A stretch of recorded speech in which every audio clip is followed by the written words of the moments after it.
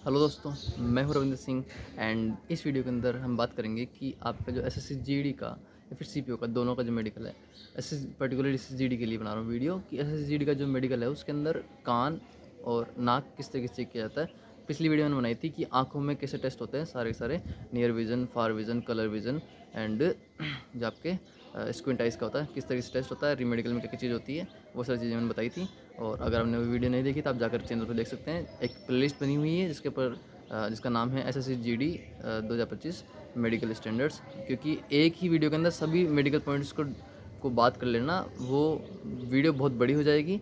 और अगर छोटी वीडियो बनाना चाहूँगा तो सही पॉइंट्स पे अच्छे से बात नहीं हो पाएगी। इसीलिए हर एक पॉइंट का मैं अलग अलग तरीके से वीडियो बना करके, जैसे पिछली वीडियो में आँख का था, अब की बार नाक और कान ले लिए, अब की बार चेस्ट वगैरह या फिर हाथ वगैरह, फिर नेक्स्ट करके पूरी बॉडी का कुछ 5-7 वीडियो के अंदर पूरा चेकअप को बता दूंगा मेडिकल के अंदर किस तरीके से स्टैंडर्ड्स हैं। तो ये जो मेरा जो वीडियो है पूरी तरीके से बेस्ड होगा मेरे पर्सनल एक्सपीरियंस के ऊपर मेडिकल का, प्लस दूसरा कि जो एमएचए जो आपकी पैरामिलिट्री के जो स्टैंडर्ड्स हैं, नॉर्म से 2015 के अंदर रिवाइज हुए थे, उसके अकॉर्डिंग जो बुक है, रूल बुक है कि मेडिकल स्टैंडर्ड्स क्या होने चाहिए, उसके ऊपर ये बेस्ड रहेगी पूरी वीडियो।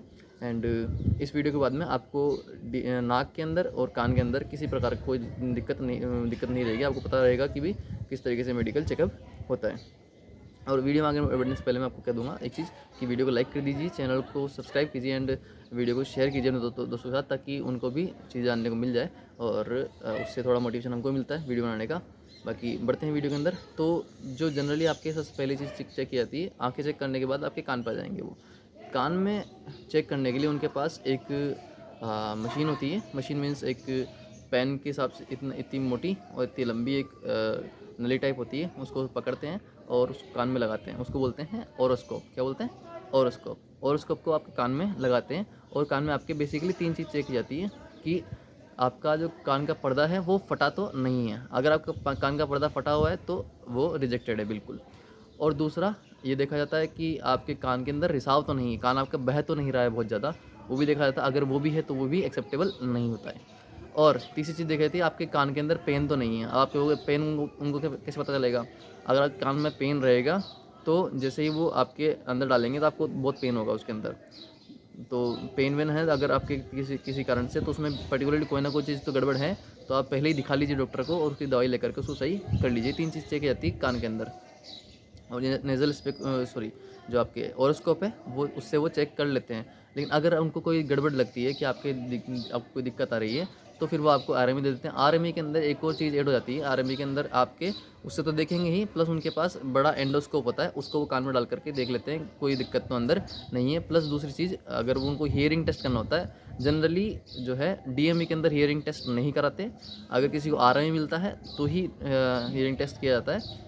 उस हियरिंग टेस्ट में ये होता है कि आपको 6 मीटर दूरी पे खड़े कर देंगे, दीवार की तरफ फेस करके।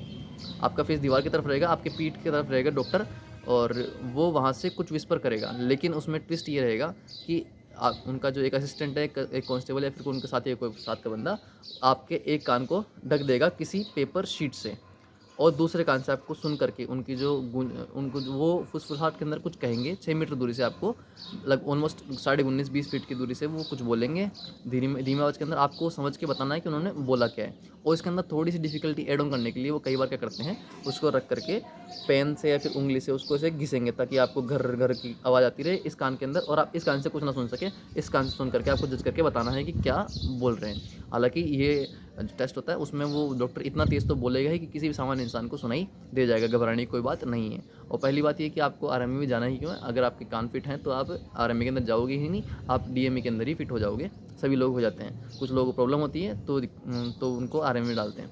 बाकी रही बात कि अगर किसी ने कान के पर्दे फटने की सर्जरी वगैरह कर रखी है, तो उसका जवाब मैं यहाँ नहीं दे पाऊँगा वीडियो के अंदर खुलेआम।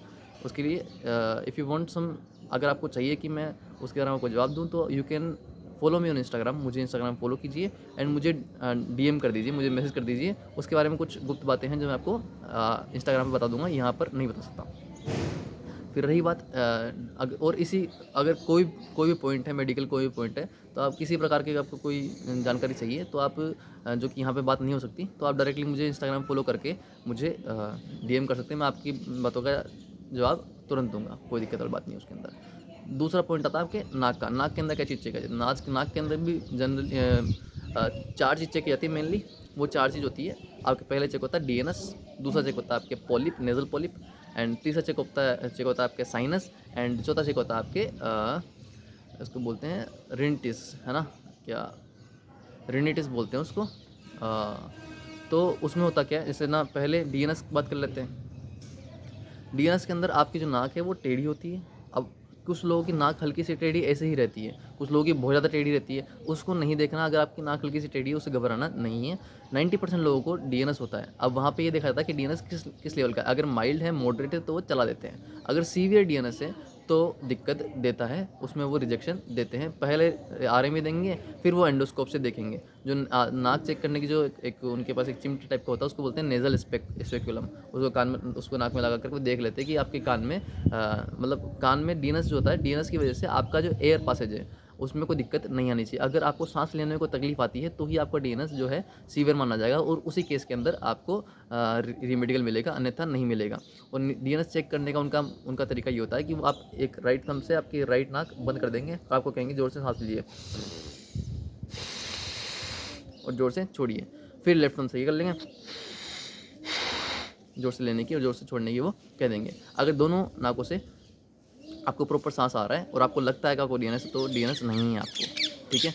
और डीएनएस की अगर कुछ लोगों को है, कुछ लोग सर्जरी कराते हैं 30 दिन पहले, अगर सर्जरी करा रखी है तो वो वैलिड होती है। लेकिन डीएनएस की सर्जरी के अंदर एक चीज़ ध्यान रखें कि आपके नाक के अंदर परफोरेशन नहीं होना चाहिए। कुछ डॉक्टर जो होते हैं, सिविलियन जो डॉक्टर होते हैं, उनको मालूम नहीं होता डिफेंस के क्या पैरामीटर्स हैं। तो अगर आप किसी भी सिविलियन डॉक्टर से आप करा रहे हैं सर्जरी, तो ये ध्यान रखें कि उसको कह दे पहले से सर कि मेरे परफोरेशन नहीं चलेगा। परफोरेशन मीन्स वो जो नाक की जो बीच वाली जो हड्डी है उसके अंदर वो छेद कर देते हैं ताकि वो पासेज एकदम प्रॉपर बना रहे। वो परफोरेशन अलाउड नहीं है। अगर उन्होंने रेमेडिकल दिया, उनको पता चला कि सर्जरी है, आपकी सर्जरी हो रखी है डीएनएस की, उन्होंने रेमेडिकल दिया, उसके अंदर आप फिट हो कोई दिक्कत नहीं, लेकिन अगर परफोरेशन हो रखी है तो वो अनफिट कर देंगे उस हिसाब से। तो बिना परफोरेशन वाली सर्जरी होनी है, तो वो अगर आप कराते हैं सर्जरी वगैरह तो डीएनएस की, तो आप अपने डॉक्टर से बात कर सकते हैं।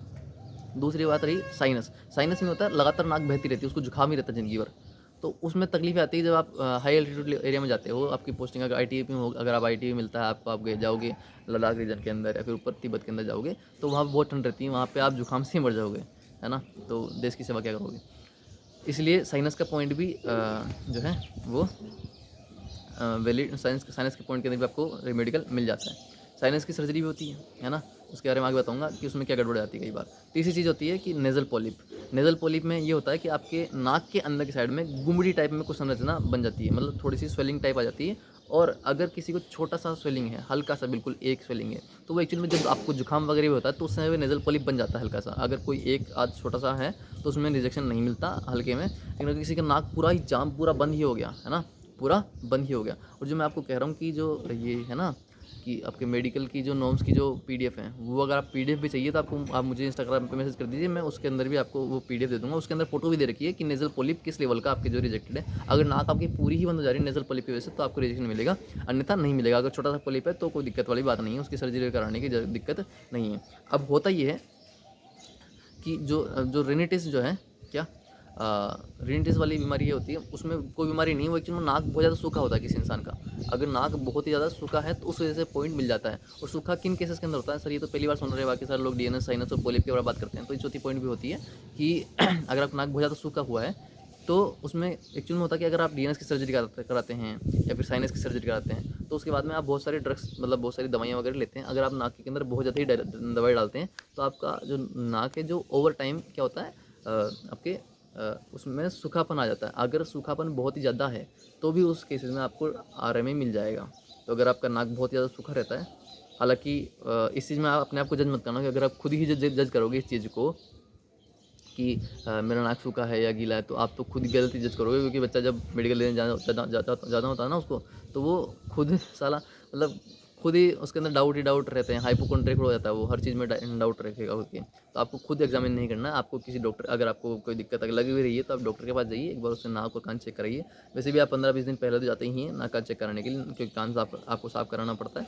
कान आप साफ़ करा सकते हैं कि 5 से 7 दिन पहले कान साफ़ करा के जरूर जाएँ, क्योंकि काफ़ी सारे लोगों के ईयरवैक्स बहुत जल्दी जल्दी बनता है। तो अगर 5 दिन पहले आप कान साफ़ करा लीजिए। उसमें क्या होगा, आपकी जो ईयरवैक्स होगी वो डॉक्टर जो है निकाल देगा। अगर आप कान साफ़ करा कर नहीं जाते, आपका कान बिल्कुल फिट भी है, तो भी आपको आरएमए के अंदर डाल देंगे। फिर आरएमए के अंदर वही सारी चीज़ें आएंगी, ईयरवेक्स निकाल के देखेंगे या फिर वो कान पर रगड़ के देखेंगे। बाई चांस अगर आपको नहीं सुना दिया, आपका कंसंट्रेशन नहीं बन पाया तो फिर वो दिक्कत आ जाती है। तो इससे अच्छा है कि आप आरएमए के अंदर जाए ही ना, ईयरवेक्स आप साफ़ करा करके जाए। ईयरवेक्स साफ़ करा लेंगे तो ज़्यादा से करके 200 रुपये लेगा, आराम से कर देगा ईयरवेक्स साफ़। और इसके अलावा भी अगर आपको कोई भी डाउट है तो आप वीडियो में कमेंट कर सकते हैं, और नहीं तो मुझे इंस्टाग्राम पर डायरेक्टली आप मैसेज कर सकते हैं। मैं आपका साथ, आपके हमेशा साथ हूँ। और इसके साथ वीडियो खत्म करते हुए कहूँगा कि वीडियो को लाइक कीजिए, चैनल को सब्सक्राइब कीजिए एंड वीडियो को अपने दोस्तों के साथ शेयर कीजिए। ऐसी ही इन्फॉर्मेटिव वीडियोज़ बनाता रहूँगा हमेशा आपके लिए। आपका भाई रविंद्र, जय सिया राम।